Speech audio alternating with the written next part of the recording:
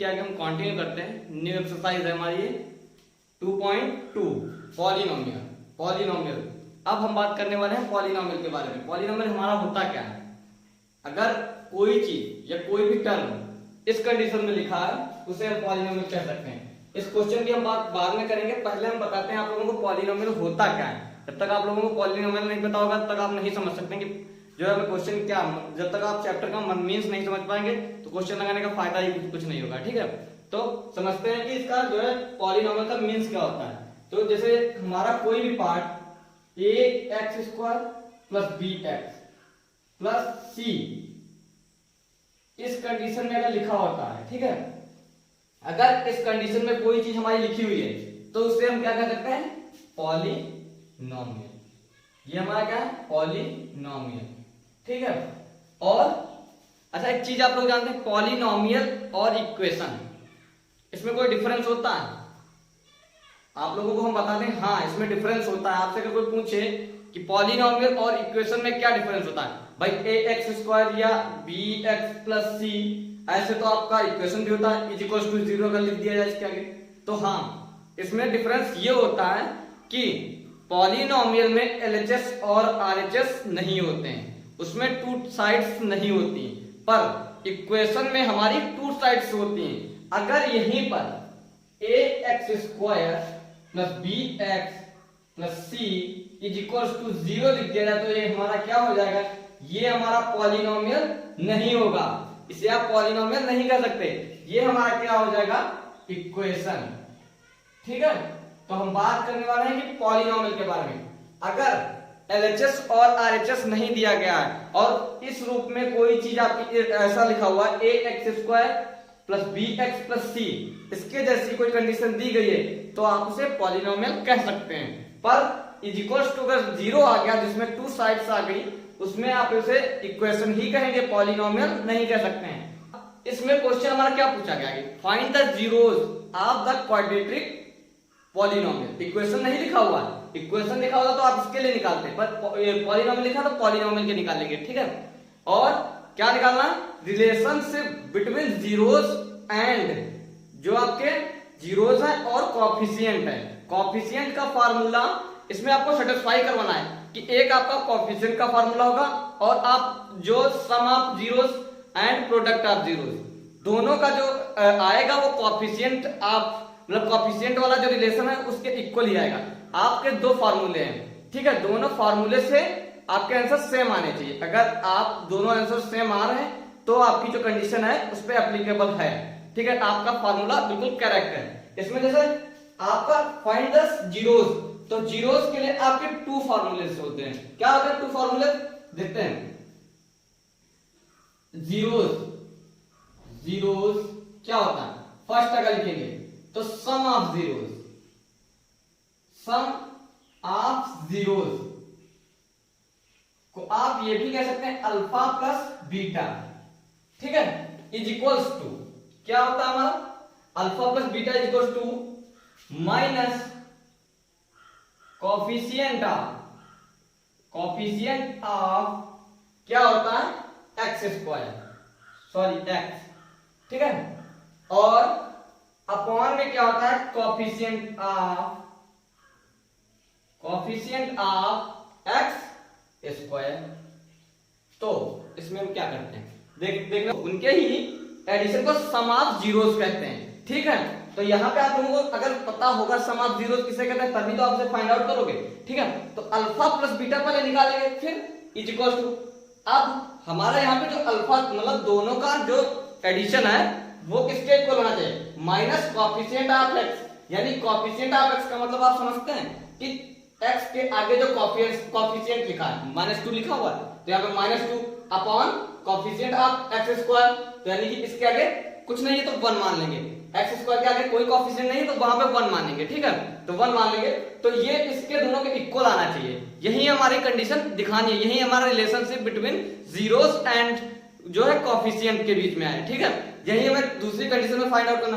पहले कहा गया है कि जीरोस निकालो, फिर आप दोनों को relationship between zeros and coefficient निकालना है। तो ये हमारा relationship between zeros and coefficient होता है। और दूसरा इसमें एक और फॉर्मूला होता है इसमें प्रोडक्ट ऑफ जीरोस,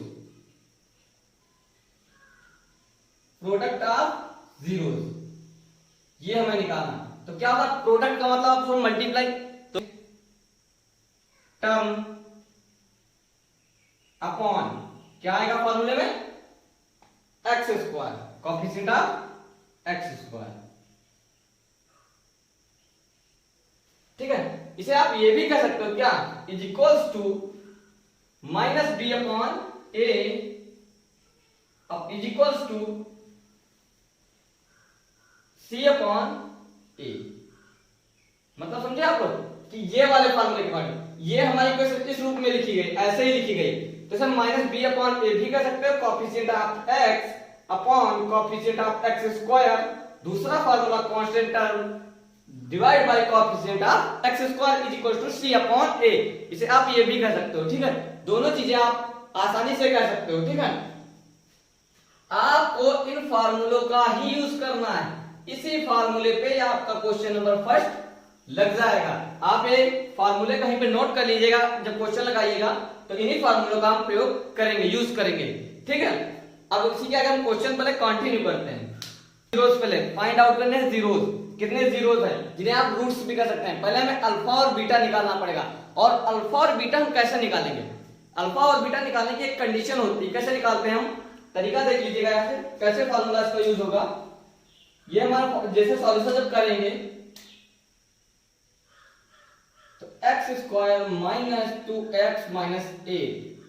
अब यहां पे फंडा होता है आप लोगों का, क्या होता है कि पहले क्या करते हैं, यहां पे जो टर्म या कोएफिशिएंट दिया गया होता है उससे इसकी मल्टीप्लाई कराते हैं। ध्यान से देखिएगा, अगर आप लोगों को फैक्टराइजेशन नहीं आएगा तो आप लोगों के ये चैप्टर और अगला क्वाड्रेटिक इक्वेशन और आगे बहुत सारे चैप्टर आप लोगों के नहीं आएंगे। इस वजह से हम जो फंडा बताने वाले हैं आप उसे बहुत अच्छी तरीके से देखिएगा। नहीं तो अगर आप किसी भी क्वेश्चन का अगर फैक्टराइजेशन नहीं कर पाते हैं तो आप उसको सॉल्यूशन किसी भी प्रकार से नहीं कर पाएंगे। तो यहाँ पे ध्यान देने की जरूरत है, इसका फैक्टराइजेशन हम कैसे करेंगे।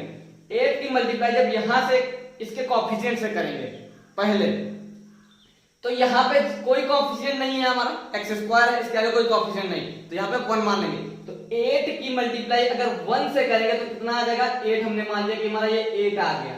ध्यान से देखिएगा, तो यहाँ पे माइनस लगा दो, यहाँ पे माइनस का 8 आ गया। अब कैसे करते हैं, तो हम नेक्स्ट स्टेप जब इसे सॉल्व करेंगे तो यहाँ पे जो ये दिया गया उसे तो ऐसे ही लिखेंगे एक्स स्क्वायर, फिर क्या करेंगे, हमें ऐसा कुछ ऐड करना है कि उसका मल्टीप्लाई करने पे ऐसा कोई टेबल सोचना है जिसके मल्टीप्लाई पे -8 आ रहा हो, ठीक है, या 8 आ रहा हो। पहले हम देखते हैं 8 आ रहा हो उसके मल्टीप्लाई पे, और ऐड या सब्ट्रैक्ट मतलब एडिशन या सब्ट्रैक्शन, जोड़ना या घटाना, कुछ भी करने पर 2 आना चाहिए।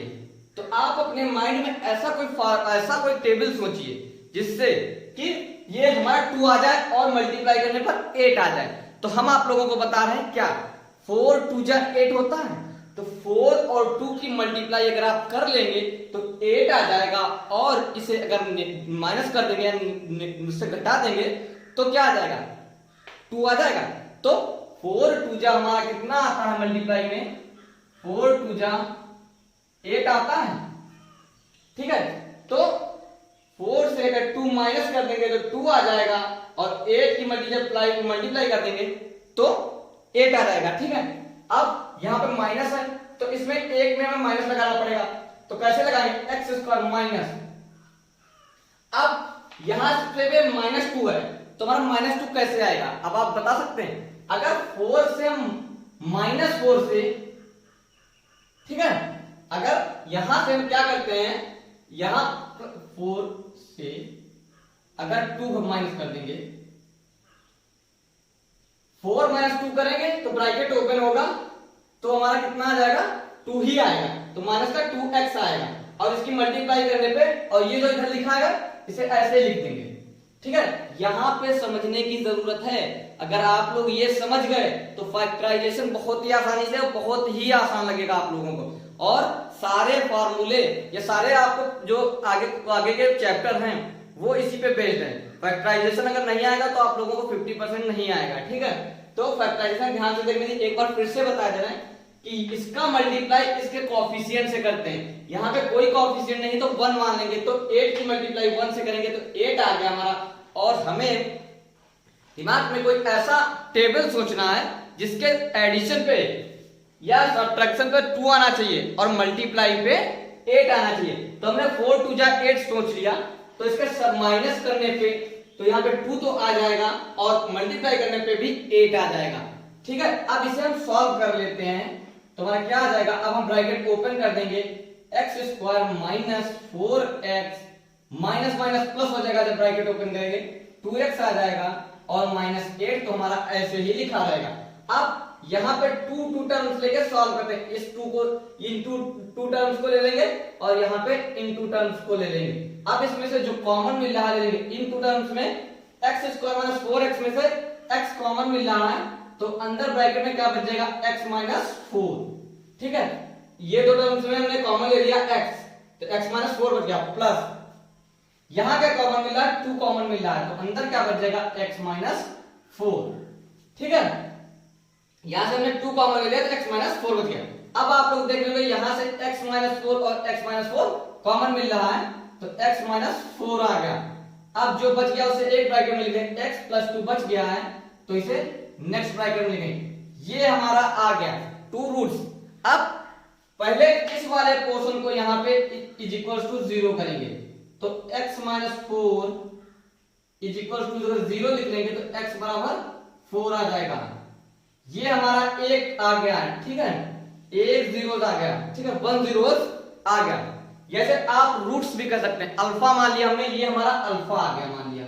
ठीक है, अब हम यहां से बीटा निकाल लेते हैं, या हमने अल्फा बीटा मान लिया, आप किसी भी रूट्स को मान सकते हैं, ना मानिए तो आप इसे जीरोस भी कह सकते हैं और इन्हें रूट्स भी कहा जाता है, इसमें कोई प्रॉब्लम नहीं है। ठीक है, अब next step x plus 2 is equal to 0, तो x इज इक्वल टू, ये इधर चला जाएगा तो माइनस का 2 आ जाएगा। ठीक है, ये हमारा बीटा आ गया। अब अल्फा और बीटा हमें पता चल गया। ठीक है, ये बीटा आ गया हमारा, बीटा पता चल गया, अल्फा पता चल गया। अब हमें निकालना क्या है, पहले फाइंड द जीरोस करना है, फिर relationship between zeros and coefficient, यही आपका क्वेश्चन है। ठीक है, तो पहले जीरोस निकालते हैं। अब लिखते हैं सम ऑफ जीरोस,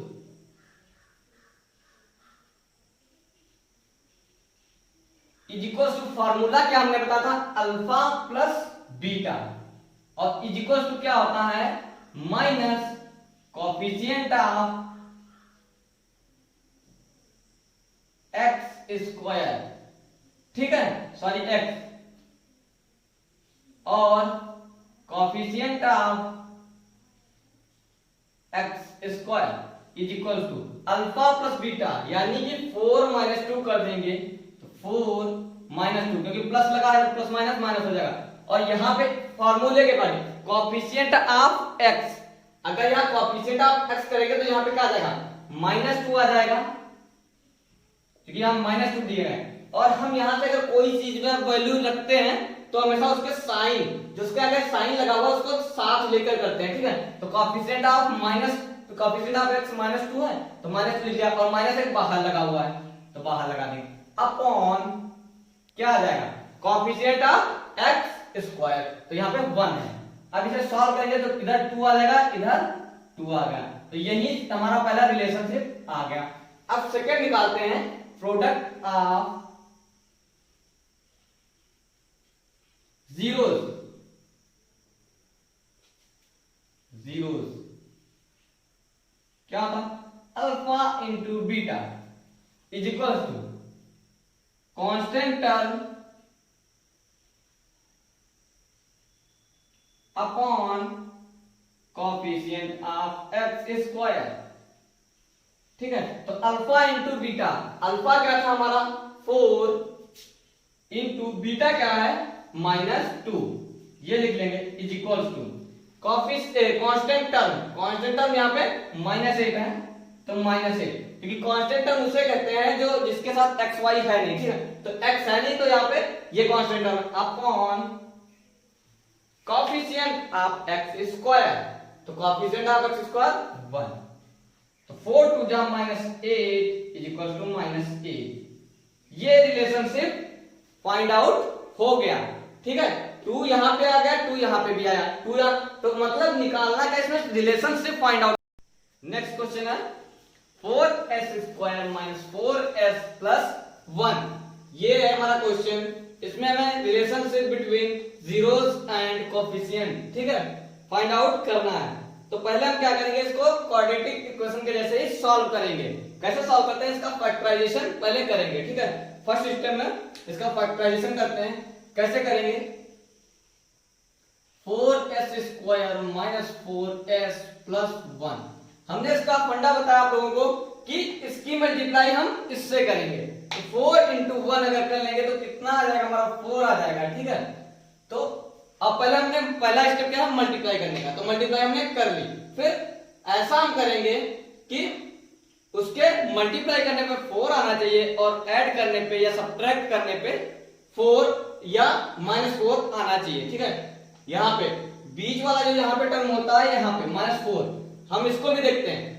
मल्टीप्लाई करने पे ये आना चाहिए और ऐड या सब्ट्रैक्ट करने पे ये आना चाहिए। ठीक है, तो काहे से मल्टीप्लाई करने हम टेबल सोचते हैं।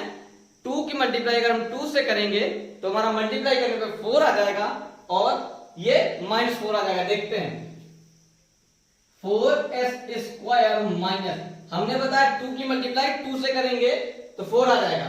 तो अगर हम 2 वो भी माइनस, यहाँ पे 2 है, ठीक है, +2 कर देंगे तभी तो हमारा माइनस का 4 आएगा, क्योंकि 2 2 ऐड होके 4 हो जाएगा और जब ब्रैकेट ओपन करेंगे तो -4 होगा। ठीक है, 4s प्लस 1। अब क्या करेंगे, नेक्स्ट स्टेप में ब्रैकेट ओपन कर लेंगे। यहां पे ब्रैकेट हम ओपन कर लेते हैं। नेक्स्ट स्टेप में यहां पे ध्यान देने की जरूरत है कि ऐड करने पे या सब्ट्रैक्ट करने पे 4 आना चाहिए। तो ऐड अगर सब्ट्रैक्ट कर दोगे यहाँ तो माइनस का 4 आ जाएगा, तो माइनस प्लस का 4 आएगा, लेकिन यहाँ पे हमें माइनस का 4 लाना है। इस वजह से 2 2 जब प्लस करेंगे तो 4 आ जाएगा, जब ब्रैकेट ओपन करेंगे तो माइनस का 4 आ जाएगा। तो नेक्स्ट स्टेप में से कैसे ओपन करेंगे, 4s² minus 2s minus 2s plus 1। Bracket open करने पे अंदर के साइन चेंज हो जाते हैं। ठीक है, नेक्स्ट स्टेप, यहां से क्या कॉमन मिला, इन दोनों टर्म्स में देखेंगे क्या कॉमन मिला, फिर अलग इधर इधर देखेंगे। ठीक है, तो 2s कॉमन मिला, 2s हमने कॉमन ले लिया। ठीक है, तो यहां से क्या 2 तो मल्टीप्लाई में बच जाएगा और s² था तो यहाँ पे एक s बच जाएगा, -1 ये बच जाएगा माइनस, यहां पे क्या कॉमन हो जाएगा, अगर 2s प्लस 1, इसमें तो कुछ भी कॉमन नहीं मिल रहा, हमें कुछ भी कॉमन नहीं मिल रहा, तो यहां से नेगेटिव अगर कॉमन ले लेंगे या माइनस का 1 कॉमन ले लेंगे तो क्या बच जाएगा, क्योंकि जहां पे कुछ भी कॉमन नहीं मिलता वहां पे 1 कॉमन लेते हैं, तो यहाँ साइन जो होगा वही कॉमन लेंगे तो माइनस का 1 हो जाएगा। और ब्रैकेट में जब लिखेंगे तो 2s माइनस 1 होगा, क्योंकि हमने यहाँ पे माइनस भी कॉमन लिया है। अगर माइनस कॉमन लेंगे तो अंदर का साइन चेंज हो जाएगा। ठीक है, तो साइन चेंज होगा, क्योंकि जब इसे ओपन आप करोगे तो यही आएगा आपका। ठीक है, तो यहां से अगर इसका फिर से ब्रैकेट ओपन करोगे 2s प्लस 1 आ जाएगा, तो यहाँ पे हमने माइनस कॉमन लिया था, इस वजह से अंदर का साइन चेंज हो गया। अब यहां से देखोगे 2s minus 1, 2s minus 1 common मिल रहा है तो बाहर ले लेंगे 2s माइनस 1, इसमें बच जाएगा और जो बच गया उसे एक ब्रैकेट में लिखेंगे 2s माइनस 1। ठीक है, अब हम क्या करेंगे, इसको अलग अलग सॉल्व कर लेंगे, इज इक्वल टू 0 लेके सॉल्व करेंगे। कैसे, 2s माइनस 1 यहां से ले लेंगे तो क्या आ जाएगा हमारा, इज इक्वल टू 0 ले लेते हैं। अगर 2s is equal to 1 by ये 2s बराबर 1 आ जाएगा इक्वल टू में, तो s बराबर 1 बाई 2, ये एक अल्फा आ गया। ठीक है, -1 इज इक्वल टू 0, तो s is equal to 1 by 2, ये हमारा क्या आ गया, बीटा। ठीक है, अब हम इससे find the zeros and coefficients के बीच रिलेशन फाइंड आउट कर सकते हैं। सम ऑफ जीरोस पहले निकालेंगे, तो alpha plus beta is equal to -b upon a, या इसे आप ये भी कह सकते हो कोएफिशिएंट ऑफ x माइनस का upon coefficient of x square. ठीक है, तीनों फार्मूले आपके सही हैं।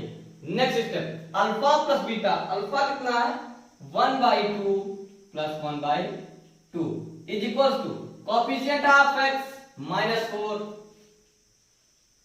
पहले से लगा एक माइनस वो भी लगा लेंगे, upon coefficient of x square 4। तो नेक्स्ट में ये 1 प्लस 1 कितना हो जाएगा 2/2 is equal to minus minus ये प्लस हो जाएगा 4/4, ये कैंसिल होके 2 इज इक्वल टू हमारा क्या गया यहाँ पे 1 इज इक्वल टू 1। ये हमारा रिलेशन आ गया। अब प्रोडक्ट ऑफ जीरोस निकाल लेंगे। Product of zeros is equal to क्या आ जाएगा alpha into beta is equal to constant term upon coefficient of x square. तो अल्फा इंटू बीटा यानी 1/2 multiply 1/2 is equal to constant term कितना है 1 upon coefficient of x square 4, तो 4। ठीक है, तो 1/4 इज इक्वल टू 1/4, ये वैल्यू हमारी। तो सीखिए हम पहले सॉल्व करते हैं इस क्वेश्चन को 6x² - 3x 3 - 7x। इसे पहले सही ढंग से लिखते हैं। तो कैसे लिखेंगे सही ढंग से, ये जो x वाला कोएफिशिएंट है इसको इधर लिख लेंगे 7x - 3। अब इसका हम जो है इसे हम आसानी से फैक्टराइजेशन कर सकते हैं। ठीक है, तो कैसे फैक्टराइजेशन इसका करेंगे, हमने बताया था कल 6 की मल्टीप्लाई कर देंगे तो कितना आ जाएगा 18। अब 18 वो भी माइनस का, ये हमें माइनस लगा। और हम कुछ ऐसा टेबल माइंड में सोचेंगे जिससे मल्टीप्लाई करने पे 18 आ जाए और एडिशन या सब्ट्रैक्शन करने पे 7 आ जाए। तो कैसा आ जाएगा देखते हैं 6x²। 9 दूजा कितना होता है 18, तो उसी प्रकार हम इसको यूज कर लेंगे। तो -9 - 2x - 3। अब इसे ओपन कर लेंगे तो क्या आ जाएगा 6x² - 9x - 2x - 3।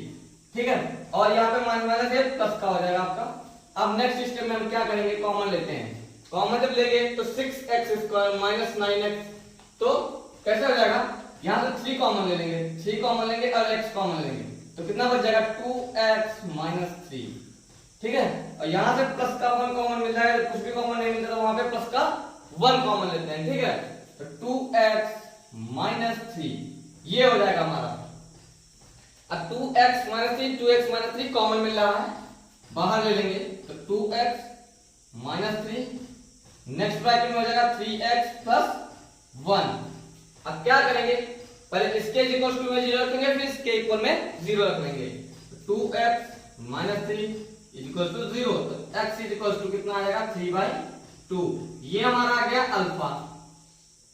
अब x is equal to -1/3 is beta, ये हमारा बीटा आ गया। अब हमें जीरोस इसके फाइंड आउट करने हैं। तो sum of zeros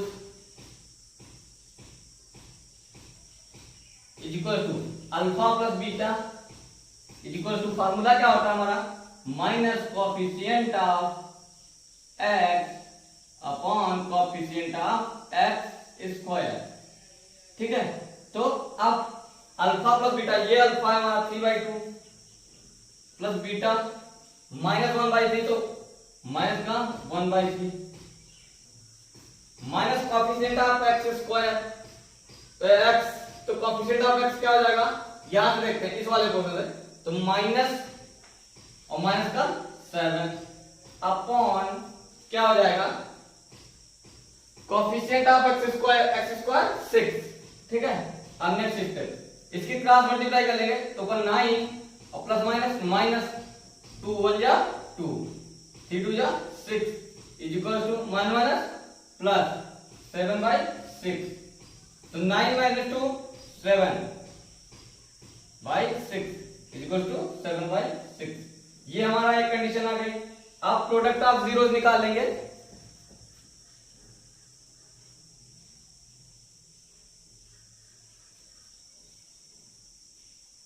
alpha dot beta is equal to constant term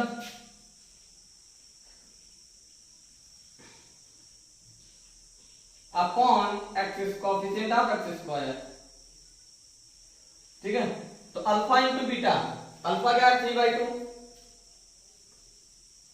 into -1/3 is equal to constant term -3 upon coefficient of x square is 6। 3 1 जा 3, 3 2 जा 6। अब यहां से 3 से 3 कैंसिल हो जाएगा, तो माइनस का 1/2 इज इक्वल टू माइनस का 1/2। ये हमारा आंसर आ जाएगा। दोनों कंडीशन प्रूव्ड हो गई और रिलेशनशिप फाइंड आउट हो गया। ठीक है।